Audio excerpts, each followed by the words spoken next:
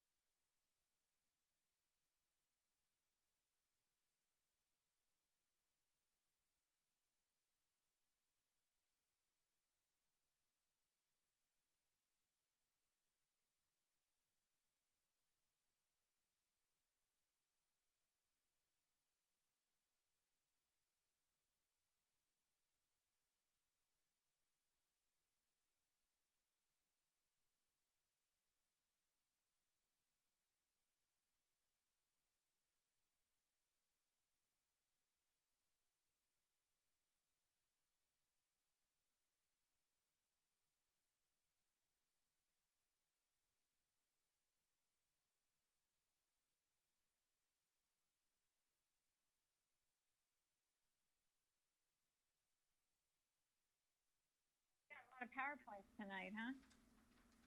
We do. Mm-hmm. A couple big ones. Not too big, but a couple good ones, I think.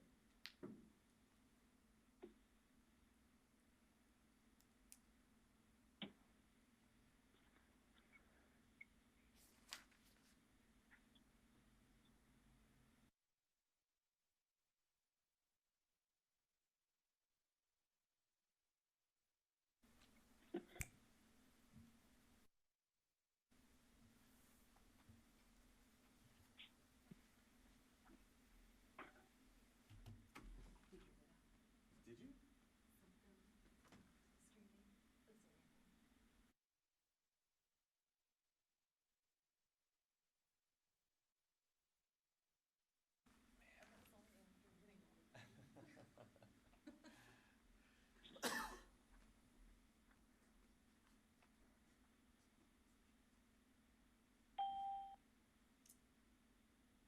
Okay, who just joined us?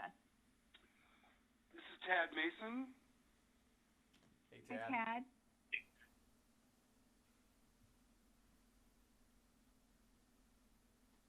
All right, we're right 5:30 on the nose. So we're going to go ahead and call this meeting to order. Ashley, you're there, right? Yes, I am. Could you do a roll call, please? Yes, absolutely. Director Huber?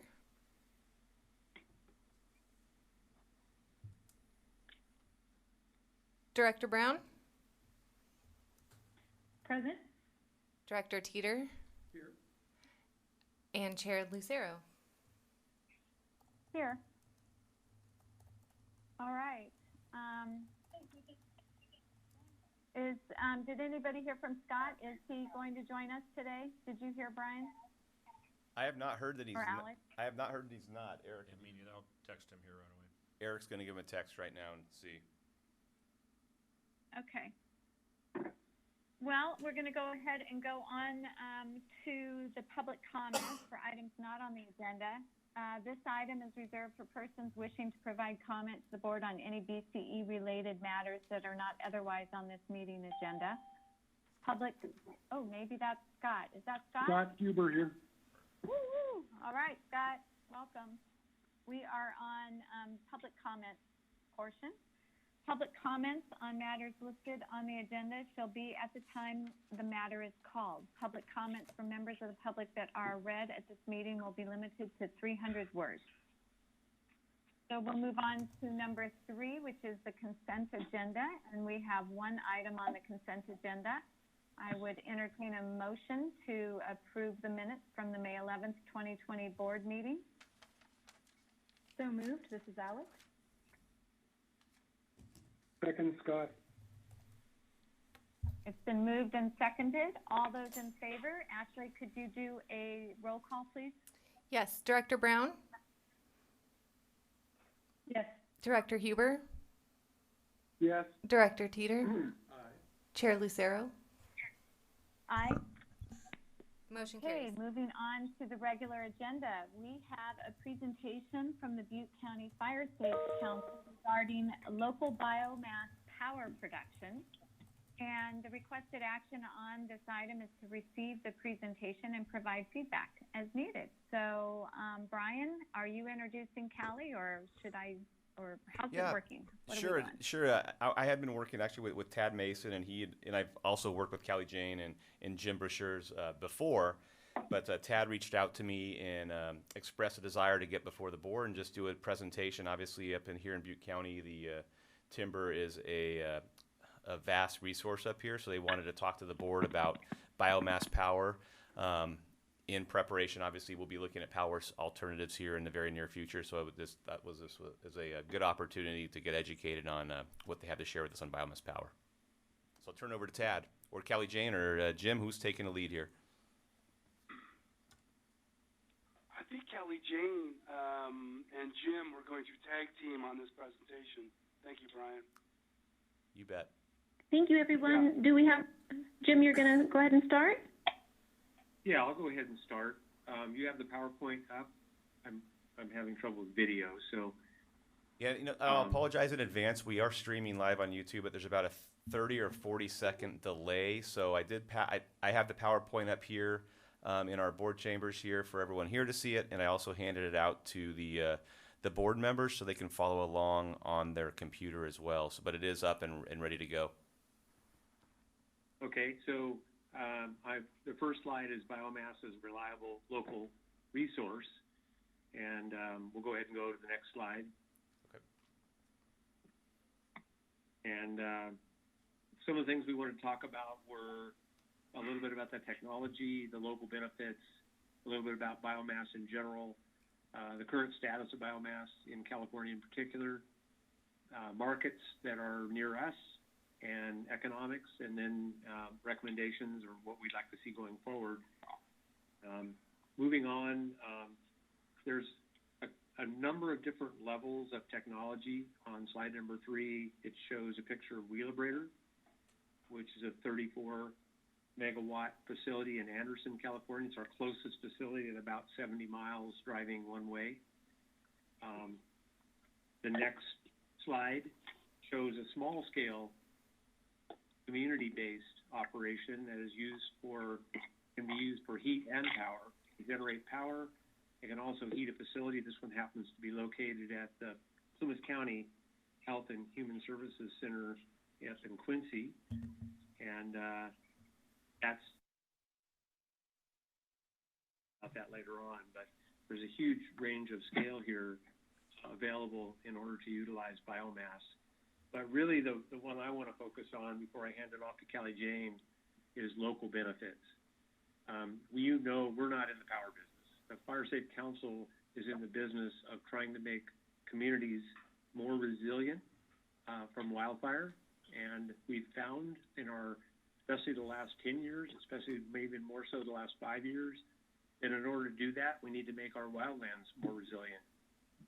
And in order to do that, we end up with a byproduct, which is biomass. It's well overgrown, as most of you know, in our forested areas. Way too much trees per acre, way too much mass on the ground.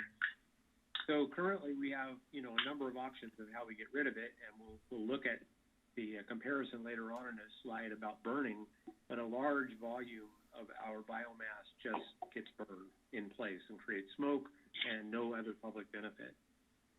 We believe there's a great, almost a historic win-win opportunity, especially thanks to you guys. By the way, I hope you're all well. I should have said that at the beginning. I hope you're all doing fine.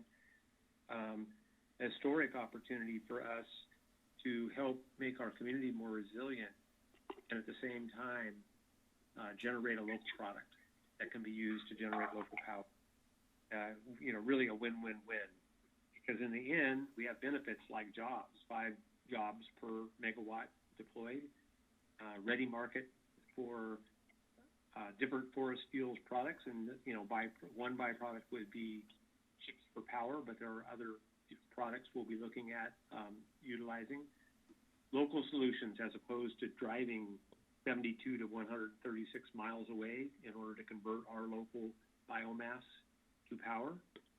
Air quality, both in this biomass on the large scale, what I'll call the industrial scale, like a Popeye in Oroville, can be used both to reduce burning in the foothills of large volumes of biomass, but also to divert orchard materials away from the landfill and from pile burning and creating more smoke.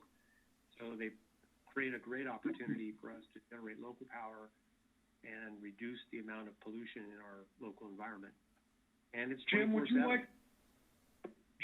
like questions now or at the end? Let's wait. I think we want to go through the whole presentation, and if Okay. possible, and then take questions. And then last but not least, beyond the air emissions, is that it's a 24/7. And I think, it's obvious. We've read extensively your implementation plan. And we can see that, like with any implementation plan, I think it's logical that if one is going to talk about conventional sources, and 2 is going to talk about renewable sources like photovoltaic or solar and wind. I think one of our big reasons for being here today is to get ourselves in that mix for of your portfolio.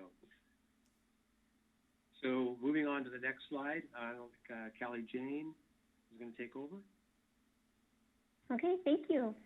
Well, everyone, we are on the topic of history, and so I wanted to share just a brief history of the Fire Safe Council and our mission.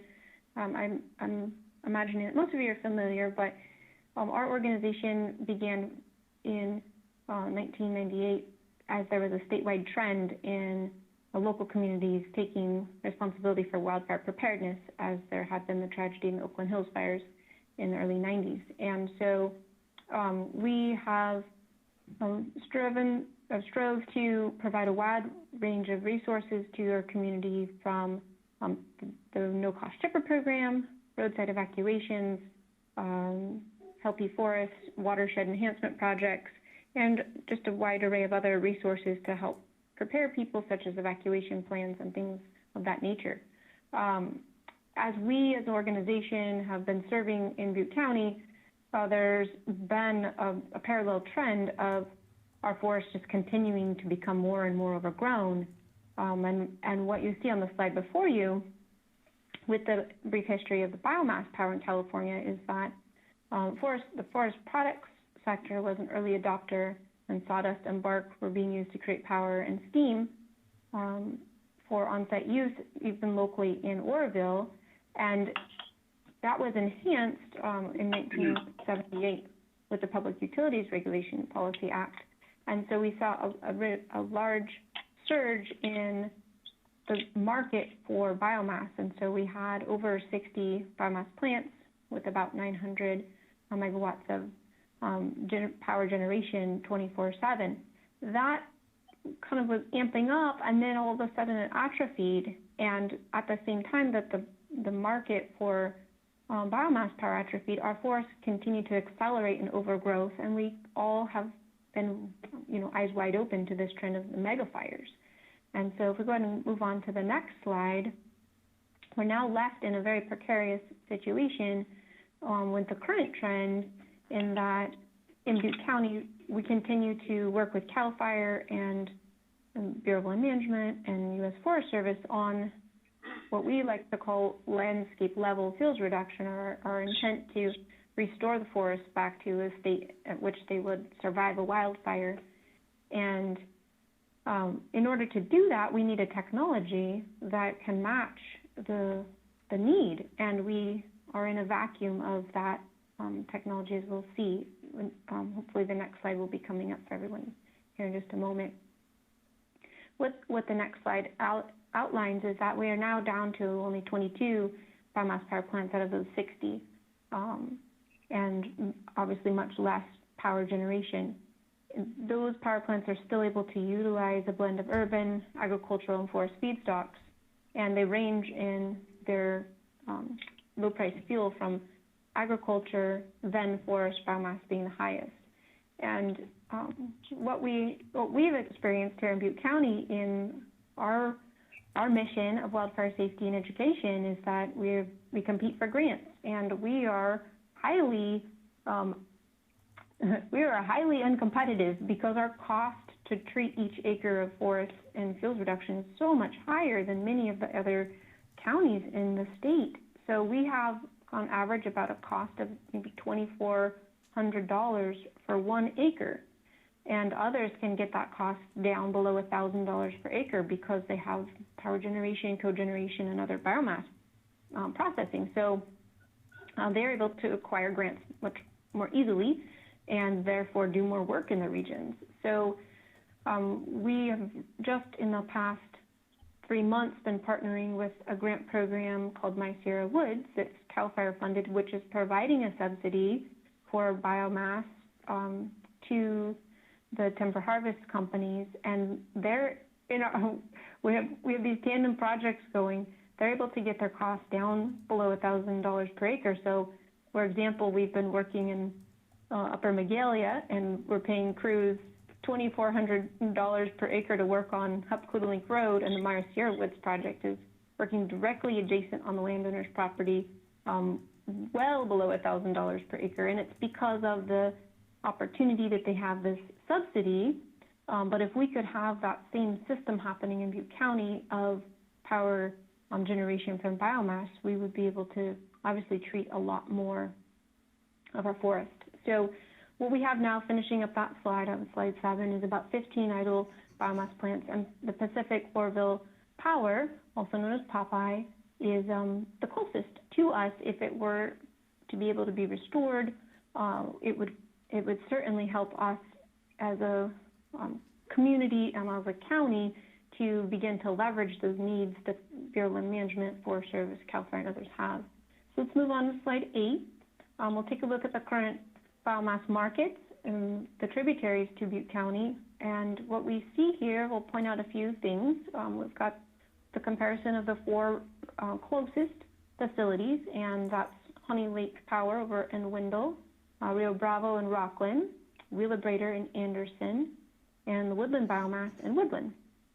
So those range from the top at Honey Lake, 136 miles for one way from Paradise, down to the lowest at Wheelabrator with only 73 miles. And we have campfire trees and brush and biomass being trucked out to these areas on a daily basis, and that's, you know, something that could be recaptured here in our own region.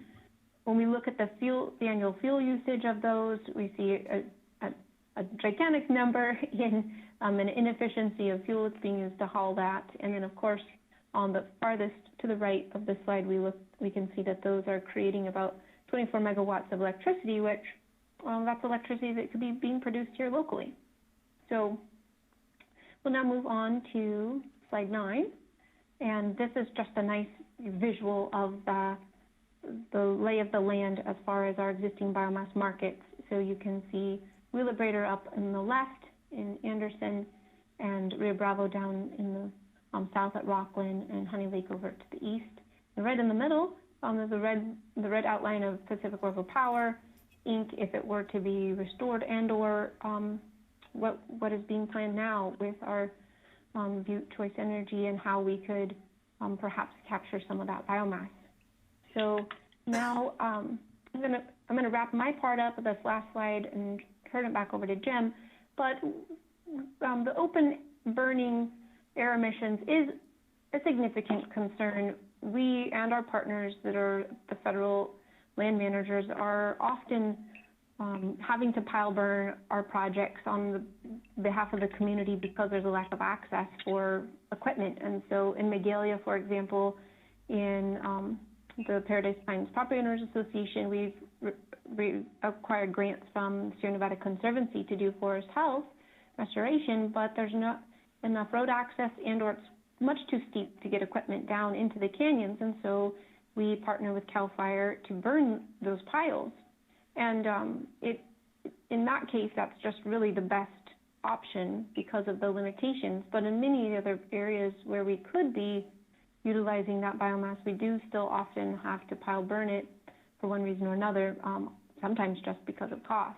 So what we see on this slide is that pile burning emissions by far exceed that of the biomass energy facilitation, shown in green, the transportation associated with that, and then the processing. And so we know from an air pollution standpoint that the biomass energy is much better for us all.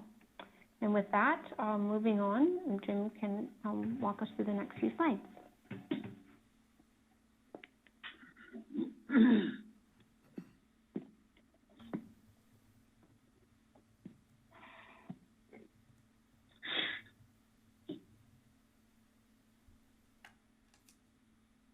Jim, are you on mute? Yes, I am on mute. Thank you very much. I was enjoying the talk to myself, though, very much. I was really doing a good job, I hope, just so you know. This particular slide is really, I mean, I can talk to it a little bit, but I think it's going to have to speak for itself. I think I will ask Tad to explain it a little bit, because I'm going to be honest, I know a little bit about biomass, but I am not an energy producer expert. I'm learning as I go. Tad is our expert And I think if Tad would like to, I'd like him to explain the economics. Sure, I'm happy to jump in. Folks that are monitoring the the visuals, we are on slide 11, and it's basically going over the economics of biomass power generation. Because there is a fuel that is collected and chipped and transported and delivered to these power plants, there's quite a bit of cost involved in getting that material to the facility. So in each of the cases, as far as Wheelabrator and Honey Lake Power and Rio Bravo Rockland, they're all paying pretty significant prices for delivered fuel. And one reason that they're doing that and can afford to do that is because they're receiving about 12 cents per kilowatt hour for the power that they're generating. As a requirement of their power purchase agreement by PG&E and by Southern California Edison and San Diego Gas and Electric, all three of those utilities, by the way, make up probably 90% of the biomass power purchased in California. But between those three utilities, they're all paying about 12 cents a kilowatt hour for forest biomass fired generation. There is an option to utilize mostly urban wood waste and some ag, and if some of these facilities do that, they have a month-to-month alternative price of around 9 cents kilowatt hour. Each of these power purchase agreements are 5 years in duration, and there are some potential term extensions. And I know I'm getting into the details a little bit here, but these are key contracts that allow the biomass power plants to operate in Northern California. Then stepping down to the lower part of the slide, I call out the current delivered fuel prices based on the type of fuel brought into the power plants. Urban wood waste is the low price leader, and typically this is tree trimmings and sorted construction wood and demolition wood that are sorted and then processed and delivered to the power plants. Orchard removals are very significant in California. There's over 2 million acres of just almond and walnut orchards in productively generating yields of nuts in California. And currently, the power plants are paying between $22 and $30 bone dry ton for that material. And then forest restoration. And this is the most costly because of the specialized equipment involved and the relatively longer haul distances or transport distances to bring it into the power plants. Of course, the unit of measure for these plants, and again, I apologize for getting into the weeds here, but it is on a bone dry ton basis, and that's basically the equivalent of 2,000 pounds of dry wood waste. Each power plant actually samples deliveries to find out what the moisture content is, and then to calculate a bone dry ton on board that delivery truck. So with that, I'm going to transition to slide 12. And Jim, if you're okay with it, I can drill into this as well, if you like. Yes. We did a little bit of research regarding current or most recent publicly available power prices that PG&E has been charging for both their commercial customers and their industrial customers. And this just provides a historic perspective, a 10-year look back, if you will, between 2008 and 2018 as to what the price point has been. And the reason that we included this in this PowerPoint is that while the biomass power plants are being compensated by PG&E at 12 cents, PG&E can still pass through at a slightly higher rate to their commercial and industrial customers and pay for the cost of distribution to deliver that to those customers. So I know pricing is a very important part of what Butte Choice has in mind to deliver value to both commercial, industrial, and residential customers. So this is an important dynamic to consider as hopefully the board here thinks about the potential for biomass power. Next slide, on slide 13. So these are just the recommendations. Having looked at and reviewed in detail your very impressive implementation plan. By the way, we've looked at a few implementation plans between the various community choice energy initiatives, and yours is pretty impressive. So as you consider the portfolio of renewable power resources, and as Jim noted, of course, solar and wind are something to be considered, and they are very cost-effective renewable energy sources for you. But in order to really address the societal benefits and the local benefits that Jim and Kelly Jane have called out, there really is a need to consider biomass power. Not only are the local benefits quite compelling, but this is also a 24/7 baseload renewable, which means unlike wind and solar, there is no need to account for dispatchable power or purchase dispatchable power when the sun is not shining or the wind is not blowing. The second point here is that the implementation plan calls out the need for long-term power purchase agreements and actually sets a goal of 65% of long-term PPAs.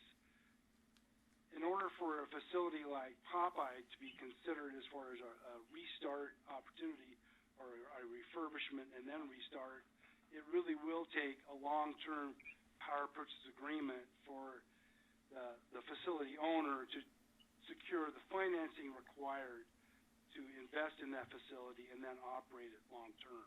So it will be incredibly important that long-term PPA be an option for any biomass energy that's considered in Butte County.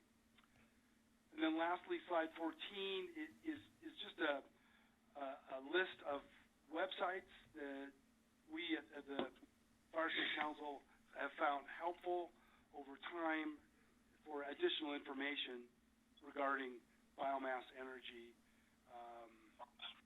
and that sector that operates here in California. Last slide is just contact information for Kelly Jane and Jim. Jim or Kelly Jane, would you like to offer some final thoughts? We're both going to make a closing statement here. Go ahead. I think we're pretty excited about this possibility, and I want to also tell you that we're not just looking at a Popeye level, which I would call industrial level. We're looking at smaller scale projects that have local benefits, maybe even some of them might be so small they're behind the meter, but others would be able to have, a net energy that could be sold. And we have some different levels that we're looking at as well in terms of partnerships, maybe even in partnership with PG&E to a degree concerning the microgrids that they're developing and having power sources for the microgrids when they're off the main grid. So there's a lot of exciting possibilities here that we want to make sure that you know about. And also, last but not least for me, is it clearly identifies in the plan that that you, as the Butte Choice, would be looking for possible investment or partnerships. And I think there's a great opportunity for investment or partnership Kelly Jane? to develop these power sources. Kelly Jane? Callie, go ahead. Sorry, everyone. It kicked me off. I hope no one else got kicked off. Yeah, so I think that in my role with the Fire Safe Council, we just wanted to make sure that the information is available of our interest and ongoing, that we would like to be partnering and engaging to whatever level that you all feel is appropriate, and that we've amassed quite a team of folks who are interested in this topic to share our resources for the betterment of our community. And so we look forward to what that future would look like together. Thank you. Thank you. I know that Scott had a question. Scott, I'd like to open it up to the board members and for questions. Great. Thank you. So first, I just wanted to say, great presentation. It was very informative on a subject that I really had very little idea of what might be available there. So congratulations to Butte County Fire Safe Council for a nice presentation. Thank you. So I have a number of questions. So for your things like shaded fuel breaks and that sort of thing, is there currently no market for the vegetation removal that you do on those projects? Is it just pile and burn? Thank you. So we'll take that question. At this point in time, the grant funding that we've secured in Butte County, which is about, I would estimate 12 million in fuels reduction and forest health projects, we have had zero opportunity to turn that into any type of renewable resource. It's all either been shipped on site or pile burned. Wow. The caveat to that is this new program that CAL FIRE's funded that's called the My Sierra Woods program. It's not our grant and it's not our program, but it's throughout our region. And in that case, they were able to amass such a large grant and have this agreement with the power purchasers that they could figure out how the subsidy would work. But it's still not a very efficient system. Okay, so in other words, all that is theoretically just going to waste. All that potential power in the vegetation removal is going to waste. That is correct. Yes. Yeah, and I want to take that one step further, Scott. And that is that we were instrumental in helping craft and get the urgency ordinances that allowed for processing yards. There are now 2 in Butte County, legal ones, 1 in Butte County, 1 in Paradise.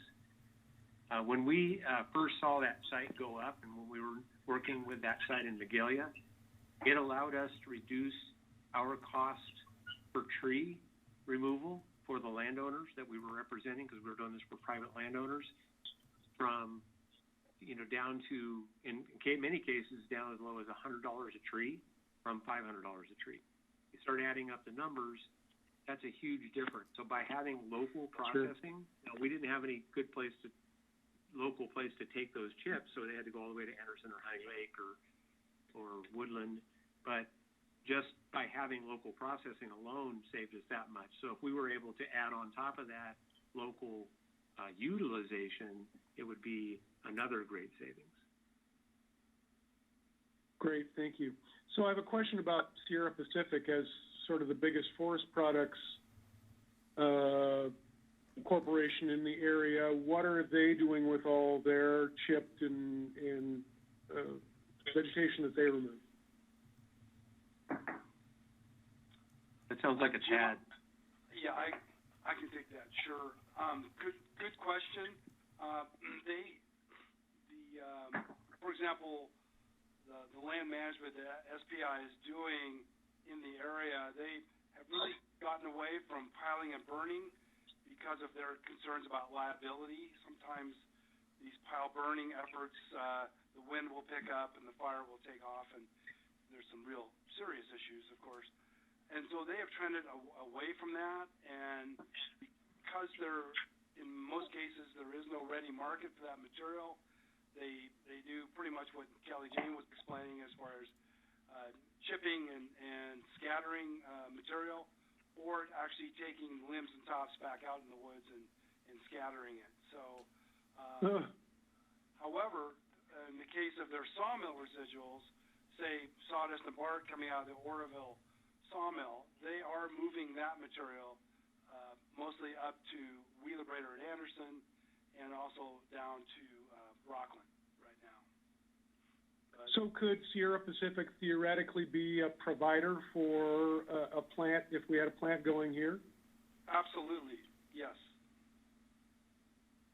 Gotcha. Once upon a time, there were eucalyptus groves all over, mostly over the west side, where people were growing for biomass production. Is that still economically feasible in any way, or is that something that is history? Good question. The value-added proposition for those eucalyptus plantations was the Simpson paper mill at Anderson, which has closed, and so that opportunity has gone away. The eucalyptus plantations were really never designed to produce feedstock or fuel for the power plants. Gotcha. It's really the value-added paper market they were targeting. Good question. Okay, thank you. How about rice straw? Is rice straw currently being sold to any of the processors? Rice hulls have been used at Wadham, at Williams, the Wadham Energy Facility, which is co-fired on natural gas, because rice hulls are really tough to fire.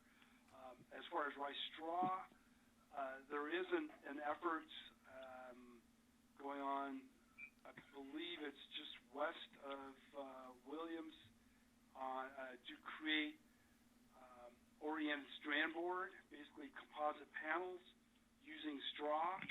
I think that effort's currently on hold. They haven't, I don't believe they're in commercial operations yet, but as far as rice straw and rice hulls for power generation, it's a very tough feedstock. It's high in silica, extremely abrasive, and rice straw is costly to harvest. Okay, thanks. And then last question is the Popeye facility in Oroville. If that was made operational again, would it be able to take all forms of burnables, or would it be limited to forest products? It depends on the power purchase agreement. I would recommend that it primarily focus on forest material and agricultural material, because between both of those, there's a lot of material going up in smoke, which is impacting the local airshed and contributing greenhouse gases. And as we know, climate change is a huge issue of our time. But as far as the urban wood waste, of course, there is some generated that could be available from Neal Road landfill. So I see a blend of material coming into Popeye if there were a power purchase agreement available. However, considering what the Fire Safe Council is hoping to do, I would hope that if Popeye is restarted, that most of the fuel coming in would be from the forest. Okay. Right. Thanks again for a great presentation. Are there other questions from board members? Alex or Doug? Nothing for me. I just really appreciate the information and presentation. Thank you for the opportunity. Doug here. I'm fully supportive of a county solution to biomass and support a plant in our county. Awesome, as do I. I do have 3 questions. One, and some of these may involve a response from Gary. One is the partnership opportunity you talked about, how that relates, what you have in mind based on our application, our plan, our implementation plan. You also mentioned that in order for Popeye to operate, you would need a long-term contract. I'm wondering what you're considering long-term, or what the operator would consider long-term. And then I'm also wondering how many jobs would be generated. Once again, Tad. Sure. To address the length of time involved with a long-term power purchase agreement, Deborah, the power purchase agreements that PG&E has issued are typically between 10 and 20 years.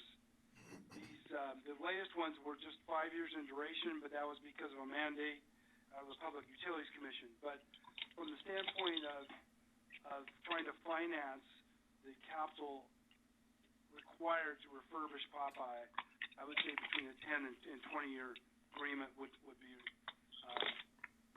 required. You had two other questions, Deborah. What were they again? I'm sorry. Just how many jobs would be generated by Popeye? Right. And I didn't know how many megawatts they produced there, if it was running full blast. Right. So Popeye is a 18-megawatt facility. That's 18 megawatts available to the grid. And so that's like 90 jobs. Exactly. 90 jobs. And by the way, that number comes from the National Renewable Energy Lab in Golden, Colorado. They did a study in 1999 looking at biomass power plants. And that's where that number comes from. And then the last question had to do with the partnership, and I thought maybe Gary might want to chime in on this. Like, what exactly, how does our plan fit with the idea of partnering with something like this? You could partner with one of these developers. The CCA would basically have a PPA with the facility, and that PPA would be the collateral for financing for the project. So a public-private partnership on this would work well. Awesome. So in order to put something like this together, what would that take? You know, like, would you do some kind of analysis of what, you know, it would look like? How would we, in other words, how would we get something like this rolling if we wanted to explore the possibility? Well, in the next few months, PPG is going to go out for an RFP for power supply, and within that, you could have a preference for local biomass and see what happens, see if anybody wants to bid on it. And then once the bids come in, we would compare that to whatever the alternative power supply options were, and the board would make a decision on which way to go. So would that mean that we would need to put out, or I guess they put out an RFP locally, and then it would be up to the local, like, Popeye owner to basically respond to them, and then it would come in that way to us as a board? Yeah, yes, that's correct. Okay. If I can add one thing here, this is Dennis Vermette from Pilot. If the one thing about the long-term PPA, so it's the long-term PPA is to fill the obligations for SB 350, and so that is a minimum 10-year contract. So you could, you know, enter into an agreement as little as 10 years, but go up to 20 years. So obviously that'd be advantageous for this project. I guess the one question I also had was, is this plant, Popeye, is it resource adequacy compliant? Does it qualify for resource adequacy? Are you asking if it's FERC compliant? Yeah. Yeah, it is. Okay. Good. That is also good. That is something that, you know, obviously would be needed as well. That would be a local resource, which is very challenging in most regions, of getting the local piece. So that would be very beneficial. Yeah, so we would ultimately go out to an RFP and look for local production in that area, and then obviously this project could be potentially, you know, one of the bidders, because it does have to be a sort of bit of a bidding process. But I don't understand how that creates necessarily a partnership. You know, like if Callie was talking about the possibilities from the Forest Service, who apparently has some funds, I don't know what those could be used for. I guess what I'm saying is, how does it sounds more like we're just going out for a regular contract. But if this isn't even up and running, how do we create a true partnership? The partnership piece is basically having a government entity partnering with the private sector and basically, establishing a relationship or contract. So, I mean, it doesn't have to be that you have to own a piece of it. It's just that you have contracted with this entity to basically get it up and running, that becomes a PPP. And it doesn't have to be that you have to invest in it. It's the fact that you do have a PPA, that's your investment into it. Got it. So they use that to get the funding because they've got a long-term contract with the government entity, basically. Right. All right. All right. Well, are there any public members that have questions? Have we received anything, Ashley, via email or any comments on this item? No, we have not. Okay. Well, thank you. Did we provide enough feedback to you, Callie and Callie Jane? Thank you, everyone. Yes, we really appreciate the dialogue and look forward to being helpful and seeing what would be a good fit for everybody. Thank you so much. Thank you for taking time to present. We really appreciate it. Yeah. Thank you all for taking the time. Thank you very much. Thank you. Okay. Great questions. Bye now. Moving on to through our regular agenda, item B, Operations and Administration Report from Interim Executive Officers. We're going to receive updates on various operational and administrative activities and file with this report. Topics include BCE financial update, executive search update, public outreach and marketing, Cal CCA report. Are you up, Brian? Yes, I'm up. And I'll try to be brief here. Really quick on the financial update. I did provide in the packet just another update of our expense details for the last month. As you can see, our expenses for this project, which again started back in 2017-18, we're a little over $314,000 now. A big chunk of that was a feasibility study, then the implementation plan, but most recently, obviously, there's a lot of technical work involved right now to get this program operational with a target date to launch in 2021. So lots of stuff going on behind the scenes, but there is an attached expense detail report. Later on in the agenda today, we'll talk a little bit about an actual fiscal year 2020-21 budget, so we'll touch on that briefly later on. But are there any questions on the expense details? Okay. Next on regarding financials, I did want to brief the board on the latest with our search for basically a financial partner. And this, as we've discussed last time, this has been a little bit more challenging, I think, than we had hoped, and for some pretty obvious reasons. But the pro formas, the financials have been revised and updated, and they're being worked on with our potential banking partners. But frankly, when we started this project a number of years ago, the amount of skin in the game or seed money that the agencies would have to be to put into it, again, the city of Chico and the county of Butte have both committed up around $300,000 of seed money here so far. And then when it comes to purchasing power, there's basically in some situations what's being called a guarantee, or I call it co-signing, basically a guarantee on the loan. And CCAs have been so successful throughout the state, some of the requirements were getting minimized, frankly. There were less guarantees that were being required. Nobody predicted what's gone on in 2020 to have gone on in 2020. And certainly the COVID impacts on our economy and the lenders have really thrown a curveball at us that we're dealing with. So more to come on this at our July meeting. We absolutely we're working with the potential banking partners now. We'll have a full report and likely be seeking some direction at our board meeting in July. But again, the amount of money, upfront money, and the amount of guarantee, those two variables are things that we're working on right now that weren't as favorable as they were 6 months ago. I don't know, Eric, if you had anything to add? Or? Yeah, no, I echo everything Brian said, and yeah, to the T. And originally, the conversations and advice from consultants were, very minimal, or in most cases, it sounds like with existing CCAs, no guarantee. but that may have changed a little bit. But we're continuing to work on those and hope to bring some more definitive information back at the July meeting. So if I'm hearing you properly, because of COVID, it's kind of thrown everything into some weirdness with the banks. Absolutely. There's not as much of an appetite right now to lend out money as much as there was 6 months ago.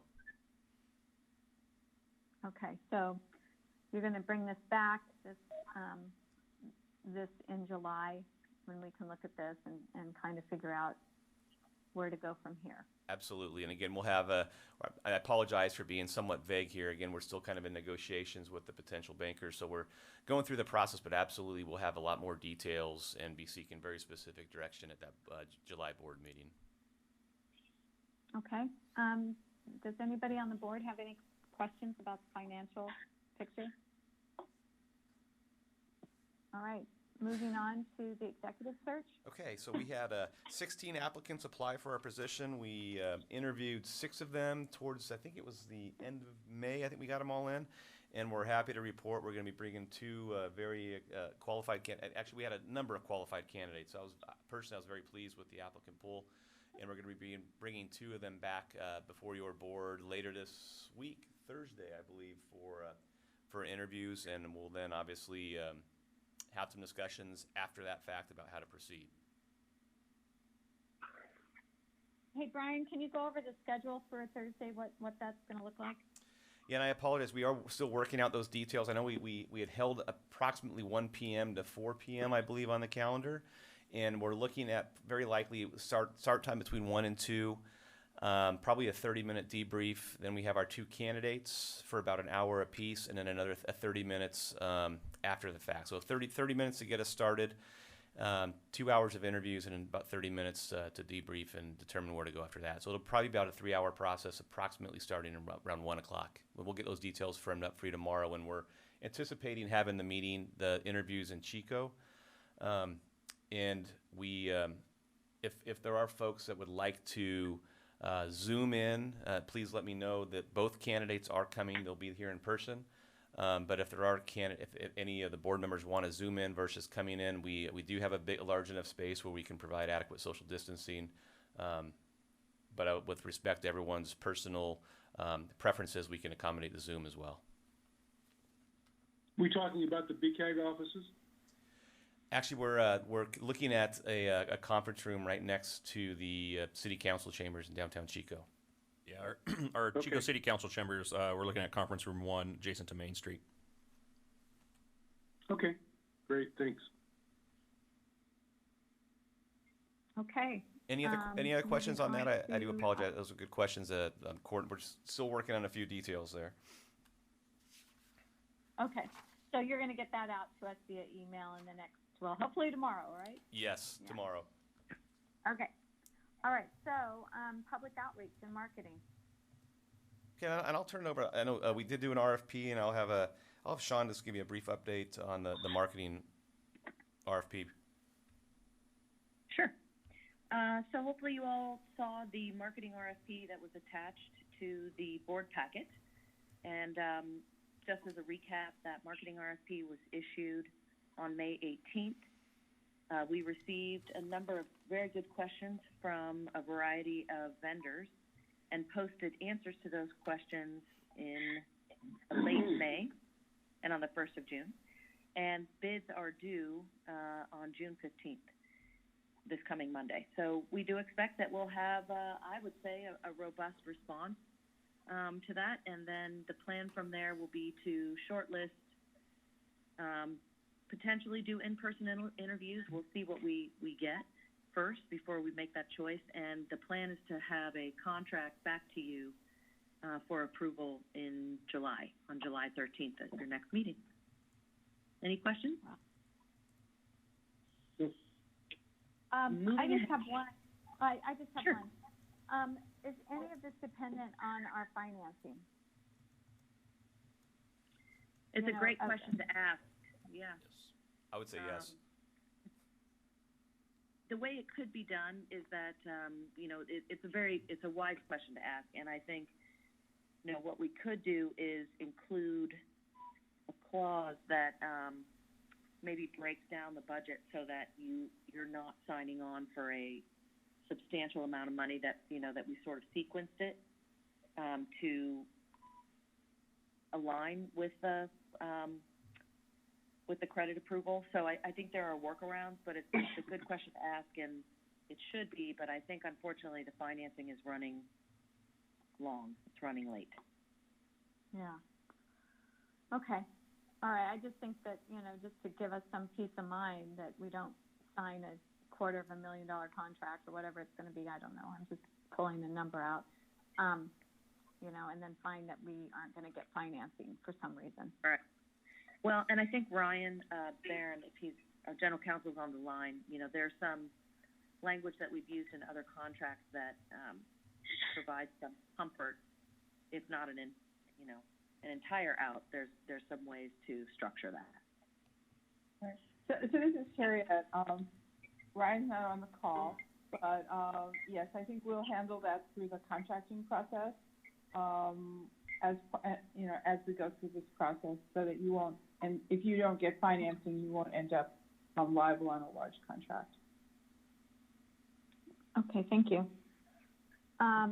Moving on to the Cal CC, or are you done? I'm sorry, are you done? Do we want to go through it, or are we good on public outreach? I think we're good. I'll touch a little bit more on some public outreach later on when we talk about the policy later on in the agenda. Okay.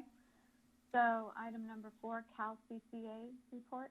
Yeah, just real quick. It was I participated in another call. They have a monthly call, Cal CCA, for all new CCAs that have recently started up, launched, or CCAs that are in a very similar startup mode like us. And for example, San Diego has a CCA that's it's tracking very closely to where we're at. So it was just, if nothing else, it was encouraging to hear some of the similar challenges that they're facing, that we're facing. So I felt like we weren't the only ones in the world facing some challenges that we are right now. It was not that these challenges are fun, but it's just encouraging to know others are going through the same ones. So, but the call was very helpful. Cal CCA, I have to say they are a very helpful organization. Certainly, there's a lot of CCAs that are very active in that, and I would encourage us to obviously, I think that relationship is going to grow over time as our CCA launches and matures. Okay. This is Sean Marshall. I dropped off accidentally. Were there any other questions on marketing? If not, then we'll move on. Yeah, I don't think there are. Brian said that we would come back to a couple of things later in the agenda on marketing. Just on the outreach, yeah. All right, so moving on, that was for our information. And do you have enough direction, Brian? Yep, that was just for information primarily, but absolutely. Okay. So item number C, continuance to July 13 of the fiscal year 2021 budget. The requested action is to adopt a motion approving a continuance of the consideration of BCEA's fiscal year budget to July 13th, 2020, and approve continuing authorization to the interim chief executive to continue to expend funds needed for the operation of BCE, consistent with authorizations for fiscal year 2019-2020. Okay, Brian, do you want to say anything about this, or do I just want to entertain a motion? Yeah, I'll be brief, but I'll just give you an update what this is about. So we haven't presented a comprehensive budget for fiscal year 2020, 2021, and we will do so in July. And so what we're looking for here, and the reason why we haven't done that yet, frankly, is there's a lot of complexities with the power market, and it's nothing that we should rush into, especially for our first, I think, adopted budget by this board. So what we're seeking here is the ability to continue spending as we have been spending on our consultants to get the work done that's necessary to get done. So there will be no surprises. We're not going out, again, we won't be entering into any new agreements. Obviously, we might have a discussion on a marketing agreement in the future. We'll have discussions on the CEO in the future. We'll have discussions on a lender in the future. But beyond that, our consultants that we have on board right now are the ones we're working with to continue. So you'll see expenses continue to track as they have. Okay. So do I hear a motion to continue the July 13th to July 13th, the fiscal year 2021 budget? So moved. I will second that. All those in favor? Ashley, could you do a roll call, please? Director Brown? Aye. Director Huber? Yes. Director Teeter? Aye. Chair Lucero? Aye. Carries. So moved. Okay. Item D, preview and discussion of energy risk management policy and delegation of authority. The requested action is to receive the policy presentation and provide direction as needed. All right. I don't know who's up for. Yeah, so this is, again, we mentioned PPG or Pilot Power Group, and we have Dennis on the line with us here this afternoon or this evening to give us a presentation. I'm going to bring it up right now on the risk management draft policy or some discussion items. So basically what we're looking for today is some discussion and some direction that can be incorporated in this policy, and the policy would ideally be brought back to your board in July. So I'll turn it over to Dennis. Okay, thank you very much, and thank you everybody for giving us the opportunity to speak with you today, and I'm sure this will be not our first visit, and hopefully we have one in person relatively soon.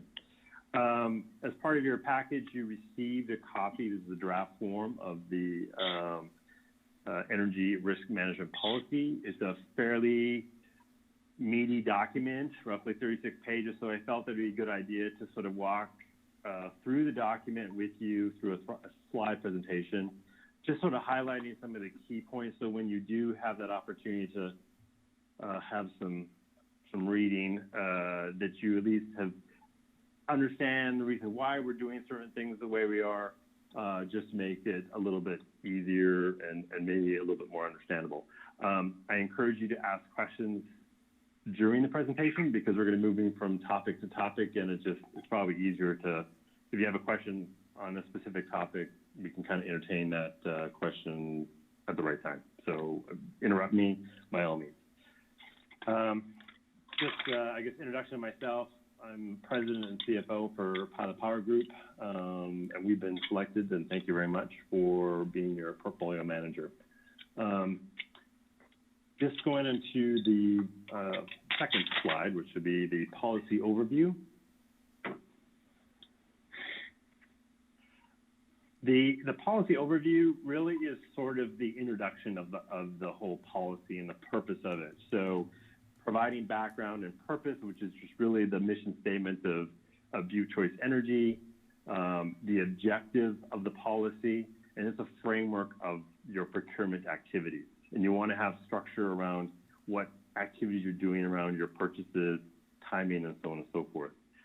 Program goals, you guys have identified specific targets for what you want to be able to do. It's either competitive pricing, fund reserves, business sustainability, various things. And again, all these goals can be changed or adjusted, to better fit you guys, but this is what we sort of put together. Scope of procurement really relates to just the procurement activities themselves, identifying the risks, executing procurement strategies, really kind of providing us with the riverbanks of being operational. So we're not off, transacting option trades, or it's, primarily physical transactions that we're going to be wanting to enter into. And then finally, policy administration. And that's the board, must approve amendments to the policy. This policy is in place. It provides everybody sort of, again, the guidelines of how to procure. And the idea that you have, the main reason why you have a policy in place is really to ensure that, obviously you have a financial objective that you're trying to achieve. By transacting in a prudent policy structure, kind of keeps us in that where we are the most opportune to be able to achieve our goals financially. Next slide. The organizational structure, obviously we have our board of directors. The board is basically responsible for BC's strategic direction. And that doesn't mean that, you're going to basically responsible for giving us the overall objective, but it's idea ensuring that when we propose suggestions of how we should procure or our behavior of procurement, it comes to the board and making sure that, you know, that meets your guys' objectives of making your, you know, CCA successful. You do need to have some understanding of the procurement strategy. And for a later discussion, I think we've already sort of arranged for possibly in July doing an Energy 101 to kind of talk through some of the transactions that we look at, block trades, how we sort of do a hedge strategy, to just better understand that when a deal or a transaction comes before you, you have some parameters and understanding of why we're doing what we're doing. And then also remain apprised of the performance of the policy or the basically the risk involved. You can measure risk on various means. There's notional value, mark to market, and I'll explain a little further as to what these things are, but those are things that you really want to be, I guess, sort of fundamental understanding of. And then also it guides your, you know, CEO and as well as your power manager. And that would be PPG in this scenario. The Chief Executive Officer is responsible for the implementation, maintaining, and oversight of compliance with the policy. So everything that, you know, we do as a vendor for you guys is going to be basically presented to the CEO or a selected committee to make sure that we are in compliance with what we're supposed to be doing. And again, it's just making sure that everybody understands that we're not off doing transactions that we're not, you know, privileged to do, and keeps us sort of in control and gives us accountability to make sure that we're doing the right things for BCE. Receive input from staff and BCE consultants on procurement activities, and then ensuring activities are executed within the guidelines of the policy. Next slide. The power manager, in this case, it's Pilot Power Group. We maintain segregation of our duties involved in our procurement activities. So what this means is that we'll have a procurement agent. I don't like to use the word trader, but it's the individual who's on the phone, who's basically putting out the RFPs. They're going to be transactional with the suppliers. But we also want to make sure that when that transaction is looked upon, it's entered into a deal capture system to make sure, and that's handled by our middle office or risk management team, which primarily consists of myself and the CEO and the COO. And this way we make sure that, again, the transactor is doing and following the policies as you guys have outlined. So it's internally we keep these segregations, responsibilities sort of independent from each other. We don't have a transactor who's also managing the risk management policy, who is also doing the settlement piece, because then they basically have control of everything.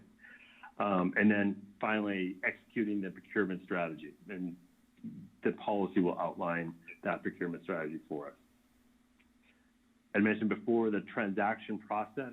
It goes from the front office, which is basically managing the commodity and the transaction activities, procurement, delivery of resources, and then mid-office provides an independent market and credit risk oversight. And then finally, back office provides support of administration and settlement support. Now in Butte's CCA, Z Global is providing the scheduling coordination services, and a lot of the settlement happens there. So there is an independent party already in this scenario that's going to be involved in this process. Next slide.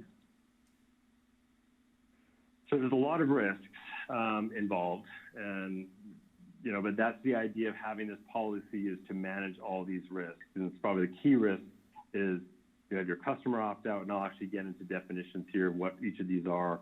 But the customer opt-out risk, price, market price, you're purchasing energy or renewables, prices are moving constantly, that's a risk.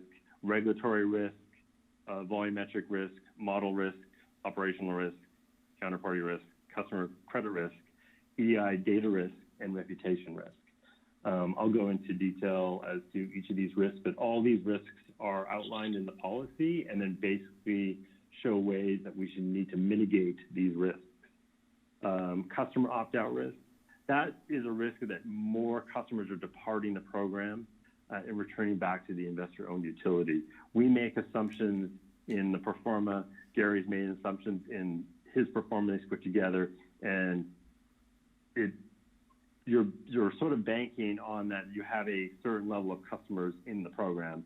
And if more customers leave the program than you're anticipating, that basically it's challenging for the CCA. To date, I think most CCAs have been very successful in having a relatively low opt-out rate. And I think the one way to manage this, and you've already talked about this today, is just your marketing campaign and making your customers understand and know what is happening in their community. Market price and supply risk, that is the variability of the commodity prices. So when you're out procuring, you're hedging, you're buying commodity at a select price, and you want to basically lock in that price. Now, prices move around that continuously, but the idea is that you want to have as very little load that is basically not hedged. Now, say you don't have to be 100% hedged because, again, we don't know what, especially residential consumers, we don't know what their consumption levels are going to be. It's a little bit challenging to basically predict that.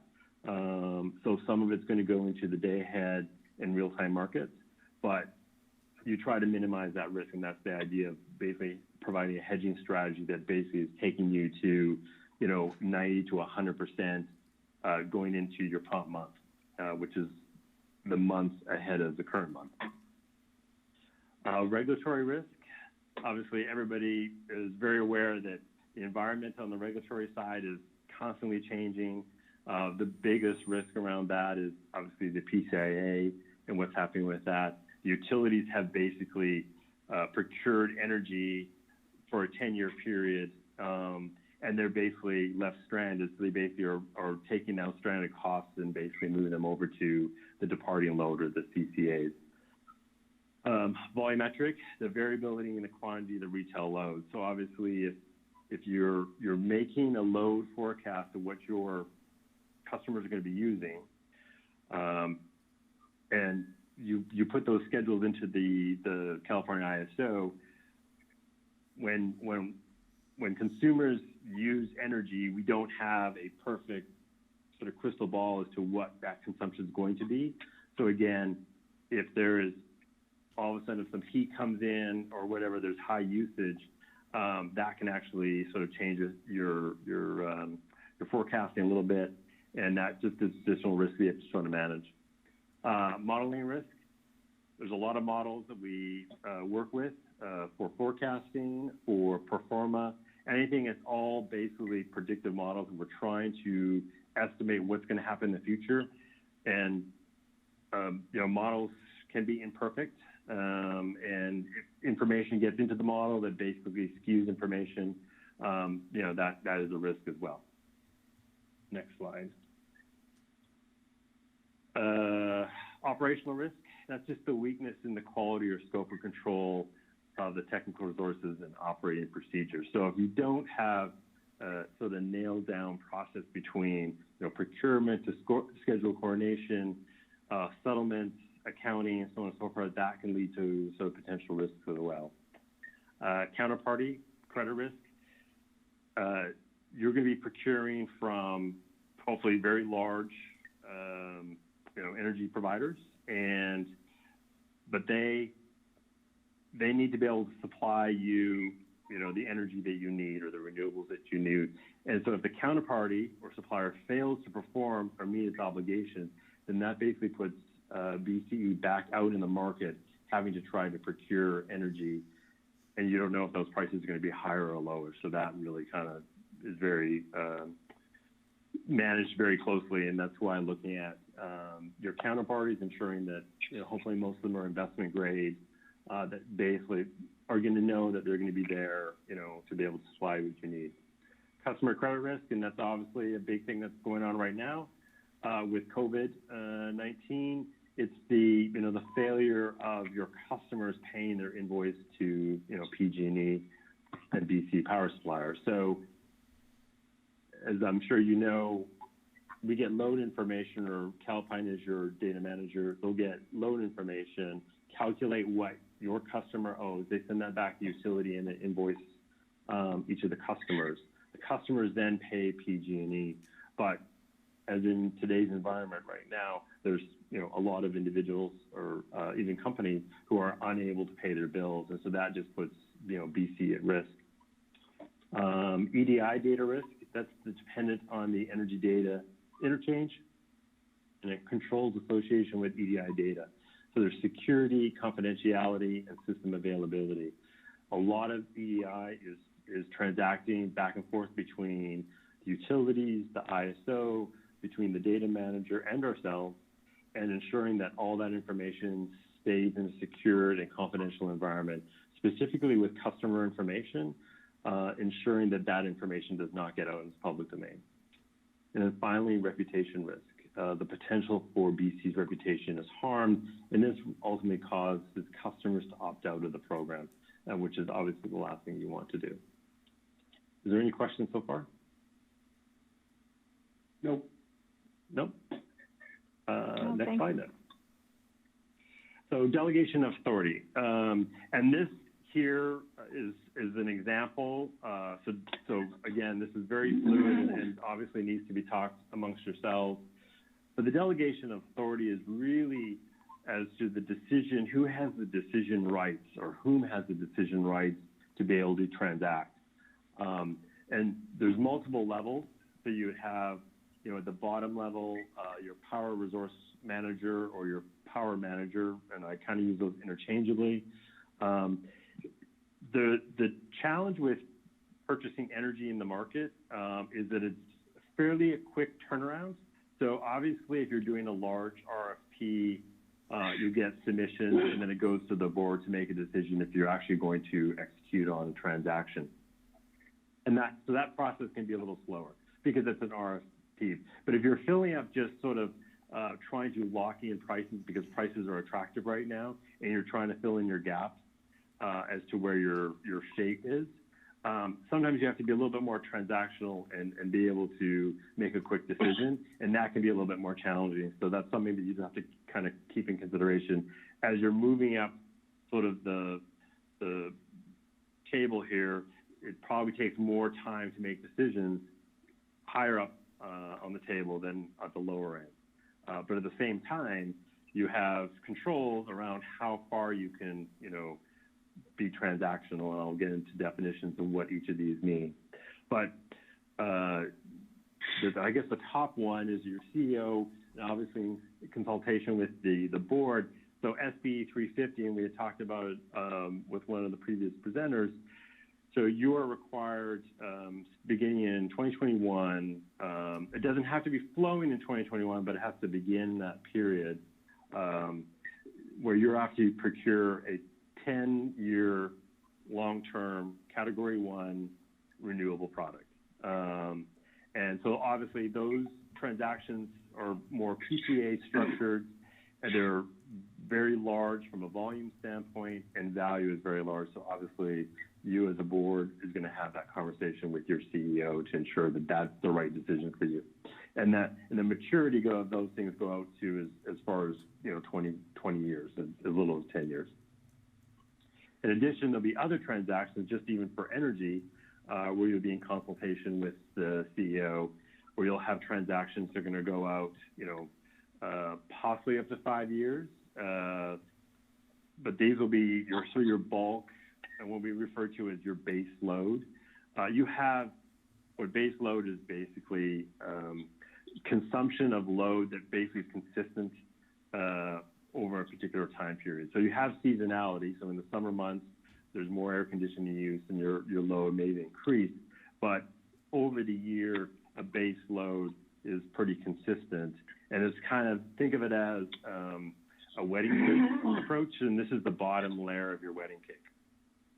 And then your CEO will also have limits. And so this, each, depending on the size of the transaction, will go through this approval process. And however you decide to set up your limit structure, this will be the limit or the cap that these individuals or group of individuals can, transact on. Any questions on? Yes. This is Sean Marshall. I'm looking here at the delegation of authority slide 8, I believe, where you list the volume and value limits.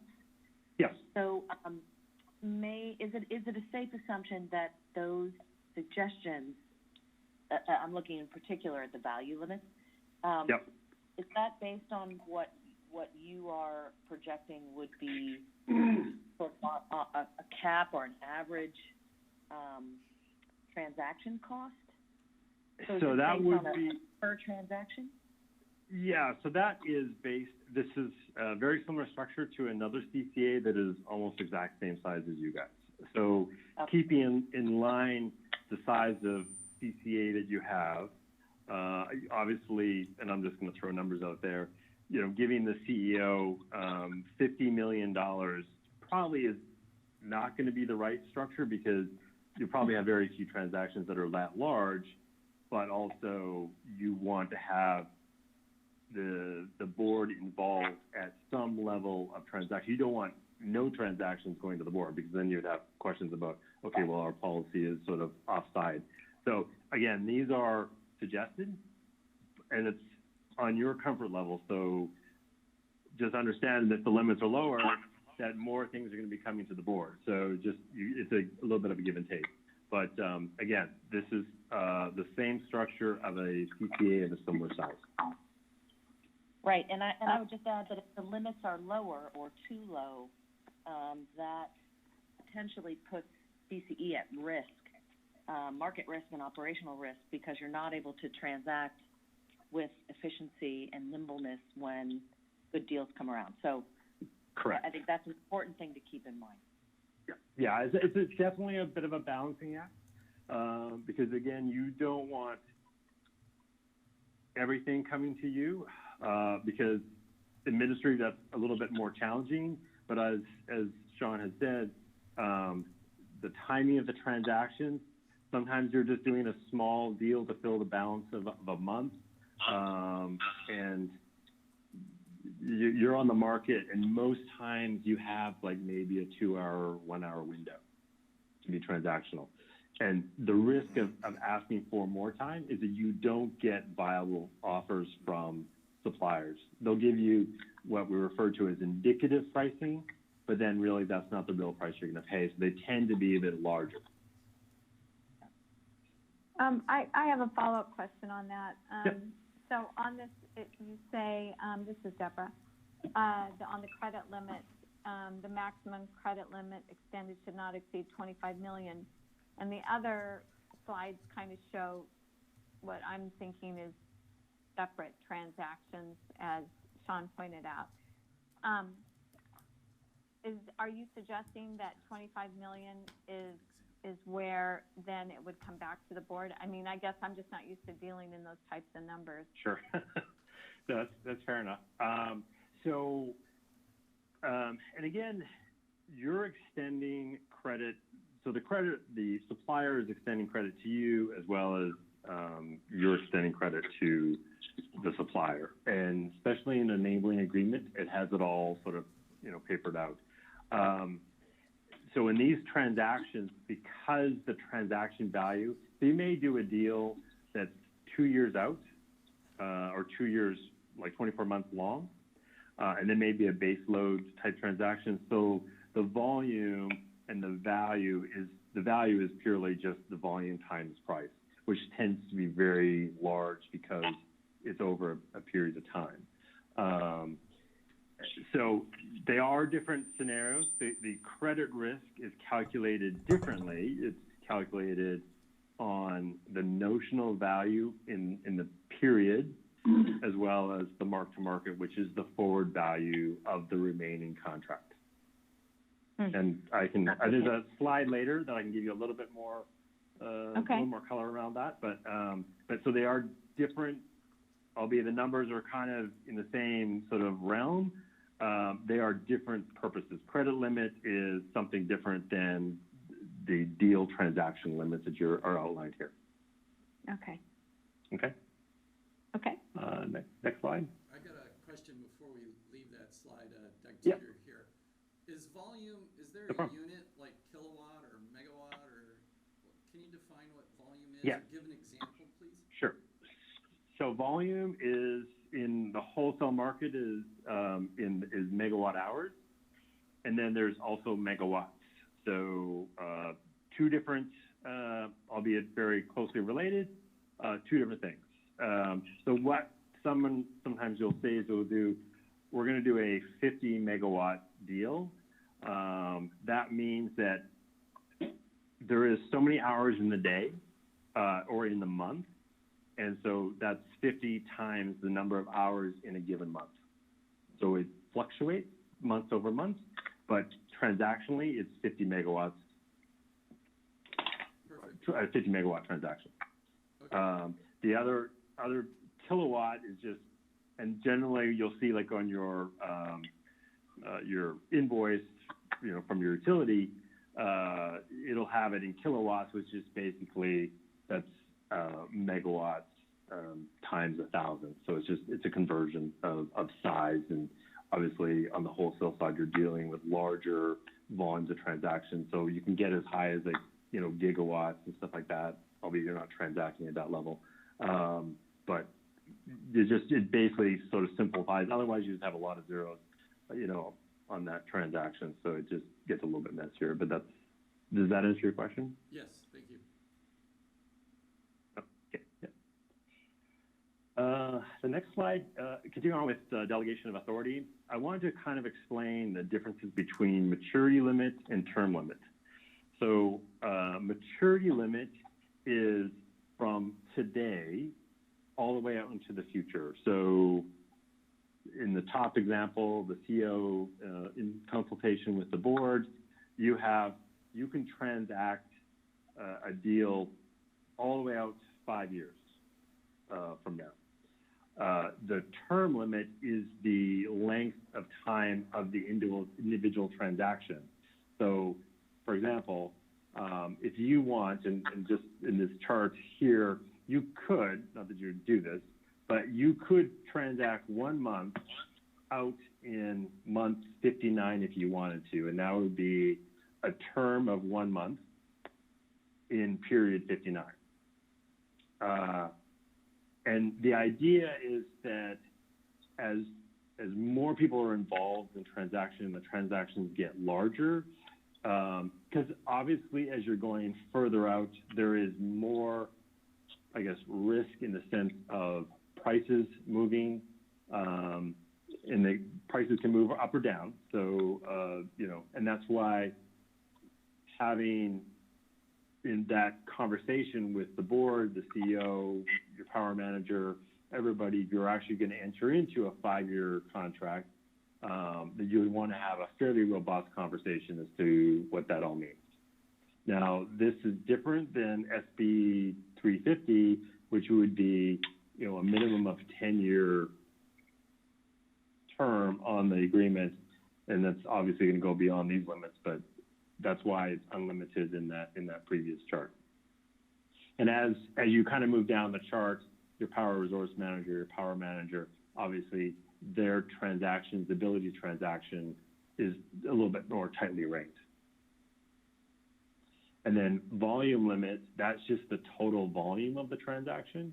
So if you do a 12-month transaction, it's just the volume, over that entire 12-month period. And then the value limit is the notional value of the entire transaction. So the total volume times the price. Any questions around that?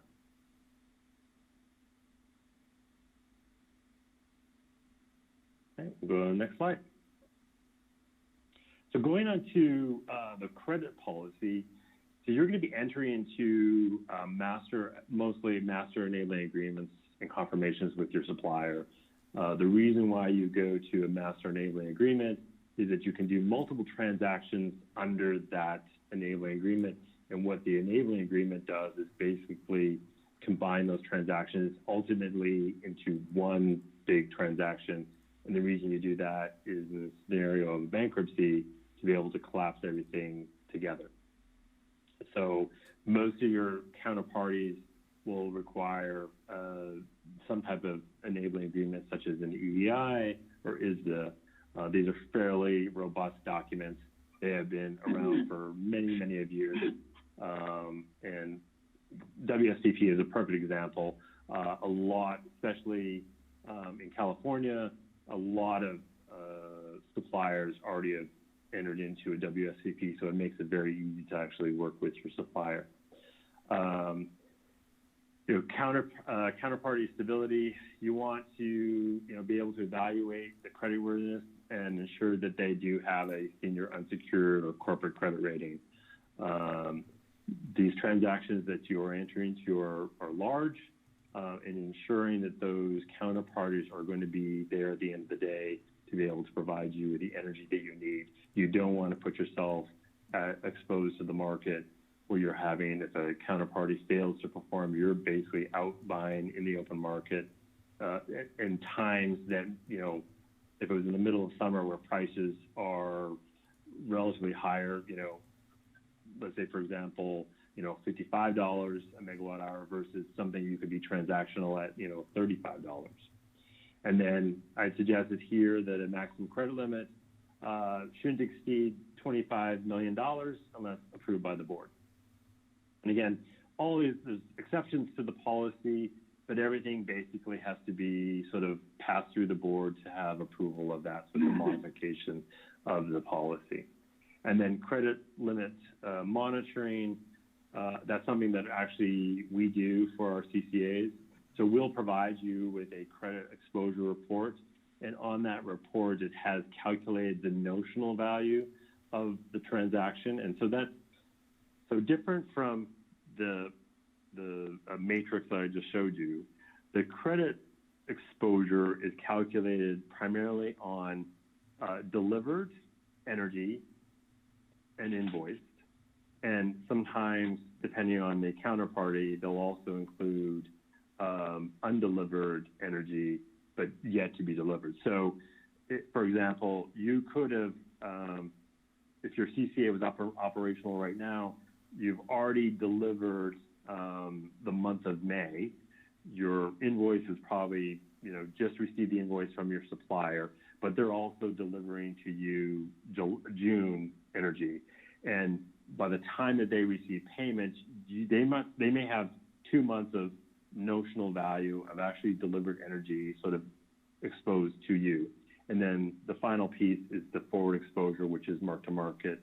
And that is, if you take the balance of all your contracts, the fixed price against the market price, it's the delta between the fixed price and the market price times the value of, or the load or energy volume to the end of your contract. And I can definitely, when we do the Energy 101, I can probably get into a little bit more gritty detail about that, but it is something that you're going to have to be aware of, because in most cases, CCAs are, they're buyers from the market. So your counterparty or your supplier is basically primarily exposed to you. And so they are monitoring this on an ongoing basis every single day. And so being able to provide you with a report, and what we've done with other CCAs is we'll actually provide a counterparty credit report twice a month. The reason we give it twice a month is because the market will move, and we update the curves to give you a new mark-to-market number. And it's also just give you a sense of how much exposure your counterparties are taking with you. The next slide. So I guess the whole purpose of really the policy is just having a hedge strategy, and you want to have a energy risk hedging strategy for all your commodities. You're looking at energy, resource adequacy, your renewables, and that is your category 1, 2, and 3 renewable purchases. And the idea is to be able to have, so right now we're in the month of June. July is referred to as the prompt month. And you want to be able, going into your prompt month, pretty much fully hedged. So in most policies, and I think we've suggested here, that you need to be hedged 90 to 100% of your anticipated load. And that's why it just takes exposure off the table. And the idea is if you're not hedged, and which is referred to in the industry as you've gone naked in the market. So you're exposed to the market, and if prices ramp up, then basically you are procuring at potentially higher prices, which obviously is going to be detrimental to the CCA. So in that program, you'll have program goals to limit the financial losses, identifying the exposure of your commodity prices, the impact, the variability of the commodity prices. So a portion of what is unhedged against your load, that's going to go into the day ahead or real-time market with the ISO. And then in that policy, you have hedge targets, which you really want to have, fixed price energy contracts for most of, or if not all of your various energy components. So again, the energy, resource adequacy, your renewables, anything that there is potential for prices to move, you want to be able to lock that down as far out as you can. And I wouldn't suggest saying, well, let's get into a 5-year transaction or a 5-year hedge, because prices can move fairly dramatically. And understanding that your competition is the investor-owned utility.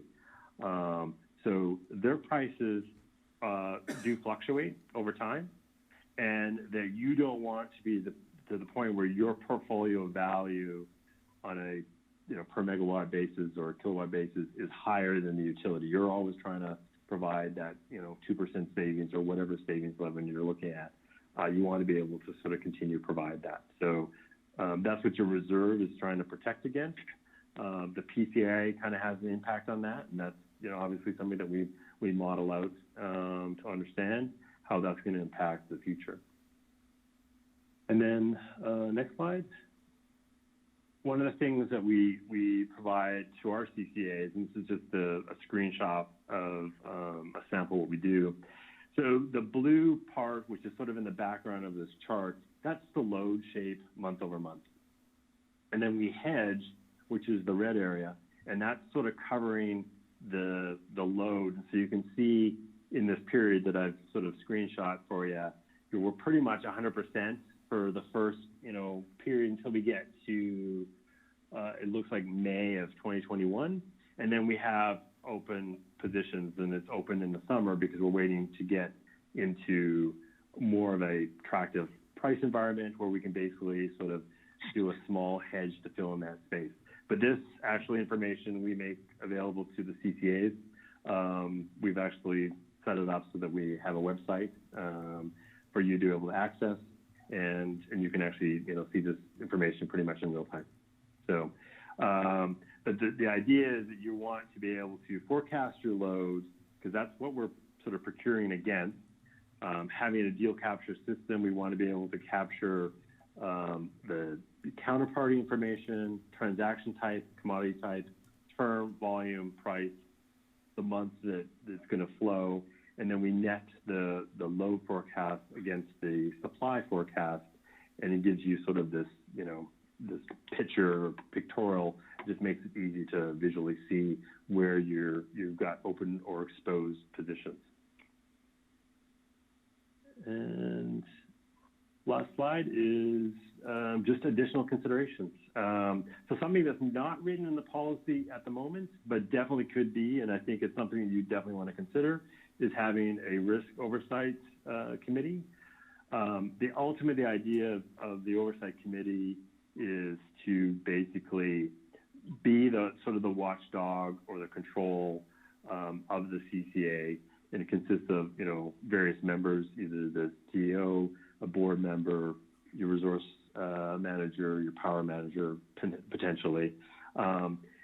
It's something that, and actually Sean and I talked about it this afternoon about it, and just the reason it's not, I would say, in there right now is that you guys are just in the midst of launching, and I didn't want it to be prescriptive so that at the point you're creating a committee when it may be a little bit premature to have a committee yet. If you get the CCA up and rolling, you've invited, more cities into the CCA, it gets larger, then definitely it makes sense to have a separate committee to be able to sort of manage this and then bring things up to the board when they need to come up to the board. And then finally, I think it's important that your, energy risk management policy is reviewed and updated every year. It is a living document.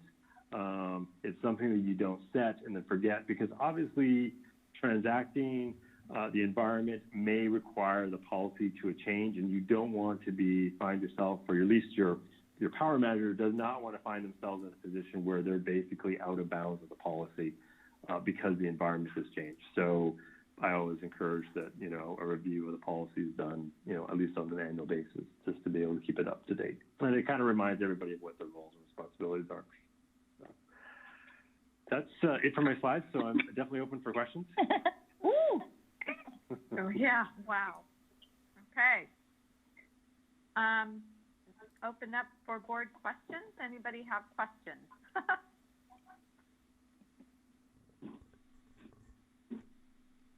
All right, hearing no questions. Thank you. That was a lot to digest. I'm sure we will all have questions at some point. Not a problem. I'm here to help. Yeah, I do actually have 3, but I'm going to hold them because we're running long, so I can always email them to Brian. Okay. We're going to go ahead and move to item E, adopt a resolution and policy regarding addition of new member agencies. Requested action, adopt policy regarding cost and process for other agencies wishing to join BCE. Who's taken this one? Chair Lucero, can I ask one quick question on the prior item? Yeah. If it's okay, I think the plan was to try to bring a policy back to the board in July. So if the board does have input prior to that, please let me know and we can try to make some coordinated efforts on some proposed changes. And then ultimately, if we bring something back in July, it's my vision that obviously if we bring something back, we can approve it with modifications if there's discussion items that you wish to change at that point in time as well. Does that sound like a plan for everybody? Okay, all right. Well, the biggest thing that I had was, since we are in such odd times, and I definitely hear that thread throughout this entire conversation, my concern is about, how does climate change, COVID, PG&E becoming a junk bond company, all these things that are at play, how is that affecting the market? And it seems that it would make buys more short term, and how do you create a policy that lasts when the last 90 days nobody predicted? And, anyway, it just seems like the stakes are getting higher. I mean, the purpose of the policy is really to be driven around the procurement of the energy piece. As to, COVID, and obviously that's a real unknown to all of us, because we're all kind of living it, day by day, and sort of hoping that things are going to improve. And, obviously there's, been talk about a second wave and so on and so forth. And unfortunately, even a policy can't really protect you against that. Working, we're obviously, you guys are in PG&E's territory. One of the things that first things we'd be actually considering doing is just looking at PG&E. They've got departing load, just with the establishment of your CCA.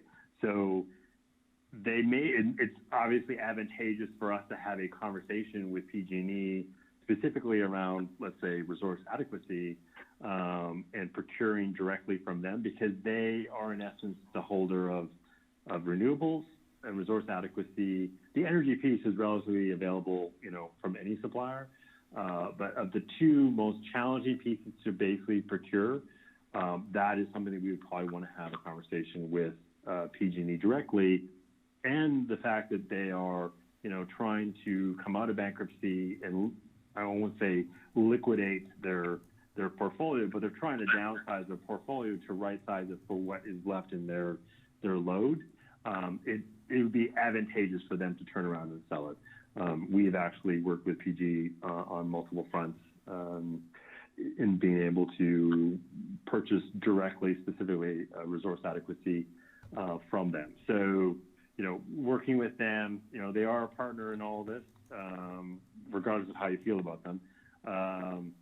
You know, and working with them, I find that they, of any utilities to work with, they're probably one of the more easier ones to work with, versus, let's say, Edison or San Diego. So, I mean, that's good news for you guys. So,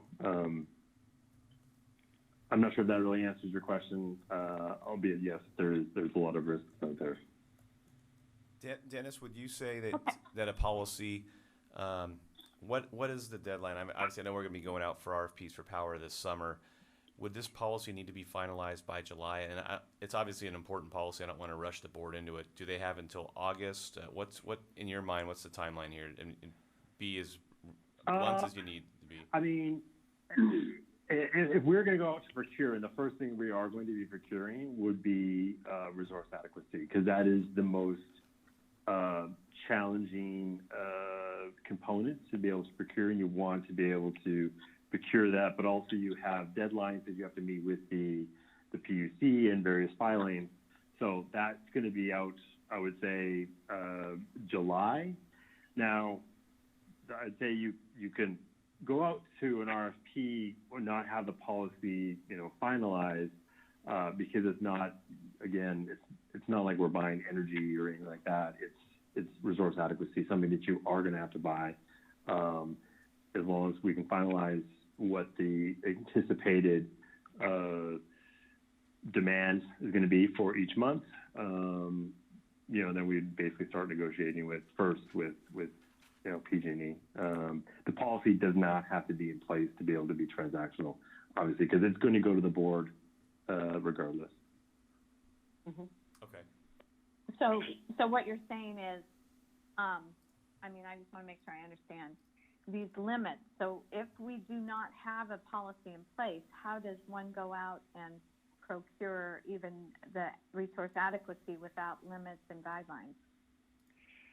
Well, it's going to be approved at the board level. So you pretty much at the board level, you would have a unlimited limit anyway, because there is going to be types of transactions, you know, albeit they'd be few and far between, that are going to be very sizable and probably going outside of what the norm would be. So even, for example, if you were going to do a PPA with, you know, a biomass, that deal size would have to go to the board. It's going to probably bust through most of these limits, if not all, and it's a board decision as to what you're going to decide on. So, I mean, again, the limits are there so that you understand, I guess, what you're getting into, and it's to stop anybody from, you know, I'll pick on the CEO in this case, of being transactional outside of their limits, and the board is not aware of it. So that's the reason for the limit structure. But at the board level, you're pretty much unlimited, you know, for the most part, because you are ultimately the body that's going to be, you know, responsible for the CCA. I add, this is Sean Marshall, and I know we have another item to get to, but the one thing that I think is important to note, and Deborah, you've raised it a couple times on this call, and Dennis, please validate or refute what I'm about to say. It's my understanding that this agency will not be going out for any power procurement. We will not be issuing any RFP for power or resource adequacy until we have our credit in place. So there is a sequencing matter here that frankly even supersedes the energy risk management policy. And you guys have heard we're working on that. But I just think that's also a good checks and balance. And Dennis, that's correct, right? We don't. Yeah, that's absolutely correct. I mean, you would not be in a position to solicit for power until you have your, you know, your credit facility in place. Sure. Okay. Great. All right. Well, thank you very much. That was very thorough. I look forward to Energy 101. Yeah, not a problem. Okay. Thank you. Thank you. Thank you. Are there any other questions? Are we ready to move on to E? Who is taking that one? Yes, and I'll take this, Chair, and I apologize for that last question. I just wanted to make sure we had some clarity of how we were proceeding there before we conclude, so I appreciate that this few moments there. No, that's fine. Thank you. Yeah. So this last item, and I'll this one I think I can be pretty brief on. This is a policy. We had a really healthy discussion at the last board meeting back in May on this topic, where how we would treat potential new agencies that wished to potentially join BCE. And initially, again, we talked about all the gamuts at the last board meeting, but we landed on, again, with the direction that was given to us, we believe we captured it in this policy where we would have like a two-phased approach. The first phase would be an initial feasibility analysis, which would be an analysis of the potential agency's load, and if we felt like it made good sense for that agency to merge with BCE, and the cost would be somewhere in the neighborhood of $10,000 or $15,000, $20,000. So we put that in there as the just to cover the out-of-pocket cost. And then if the load was deemed to be feasible, and then obviously there's more steps that would need then to be followed. Like the implementation plan would need to be updated, the JPA agreement would need to be updated, some other administrative things. So where we landed on it is a policy that covers the out-of-pocket costs here. So it's not, the intent here is to not dissuade an agency from, hey, I want to join the BCE. It's really just it's cost recovery, essentially, the focus here. Obviously, in that second phase where if it says new member fee, if applicable, if there are some risks in there, I mean, it gives the board some discretion to do something against that. So it's not a flat, hey, this is $100,000 or this is $50,000. It's initially it's cost recovery, and then depending on how that feasibility analysis shakes out, would then determine the next steps and any other applicable costs. And I know Gary helped us last time, and I know Sean helped draft this policies, and I've read this numerous times, so we're happy to answer any questions, or if this doesn't capture what the board's intent was back in May, we're happy to make some modifications. Okay. First, is there any discussion among the board members on this item?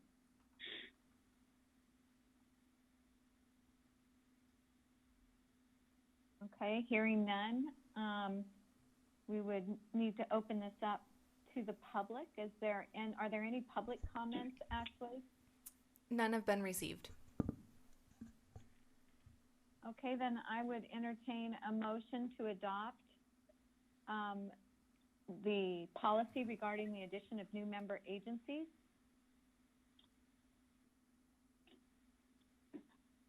Also move. Well, Second, I'm not quite understanding. I'm sorry. Oh. Adopt the policy. Does that include? What does that include as far as cost? Do you want to take that, Brian? Yeah, sure. So again, as far as the costs go, that's included in the policy. The initial step is to do a feasibility analysis to see how their load, the potential agency's load compares, and if there's synergy with BCE's load. So that cost is approximately, we were going to put $10,000 in there, but essentially we put $10,000 to $20,000 in there to make sure BCE's costs were recouped. So it's completely cost recovery. There's no buy-in fee per se for that analysis. It's just a cost recovery. And then the second phase would be based upon however that a feasibility analysis shows. There are some other things that will cost, like the implementation plan need to be modified, redrafting a new JPA agreement. And there's some other things, and let's just say hypothetically there was some risk associated that the board wasn't necessarily comfortable with. That next part would allow the board to administer, say, okay, well, we are willing to accept this agency, but here's the secondary fees to cover our costs, and maybe if there is risk associated, you could throw something in there as well. But again, the policy is designed to just cover cost, not to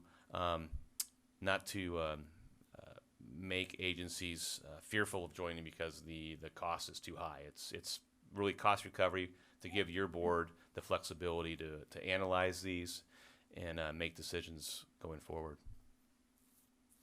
So then, Deborah, if I may, yeah. Your motion then is to agree to a minimum of between $10,000 and $20,000 in Well, costs, plus some the incidental. policy, yeah, the policy states it. It's on, I don't know if you saw it, it's on page 77 and 78. It's like the addition of new members, and it spells it out there, like 10 to 20,000 to cover the BCEA's actual out-of-body costs. And then it talks about new member fee based on the findings of the, I mean, it's basically everything he just said. If you're comfortable I got with it. the way I just wanted to clarify that that's what you were proposing. Yes, yes. Okay. Thank you. So is there a second to that motion? I'll second it. Okay. Ashley, do you want to do a roll call? Director Brown? Aye. Director Huber? Yes. Director Teeter? Aye. Chair Lucero? Aye. Motion carries. Motion passes. All right, so we've come to number 5, board member and staff announcements. Anybody would like to provide anything for the benefit of the group or staff? Okay, it sounds like everybody's just about talked out or listened out anyway. So is there anything else? Brian, when is our next meeting? Yeah, so the next meeting is scheduled for July 13th. Again, we have a special meeting this week on the 11th for our CEO interviews, but the meeting on July 13th is our next regularly scheduled meeting. Okay, and you're going to get us out information hopefully tomorrow. Yep, on the June 11th meeting, absolutely tomorrow, but you can anticipate it'll start between 1 and 2 p.m. that afternoon, and it'll very likely be at the City Council, a meeting room next to the City Council chambers. But that will be confirmed.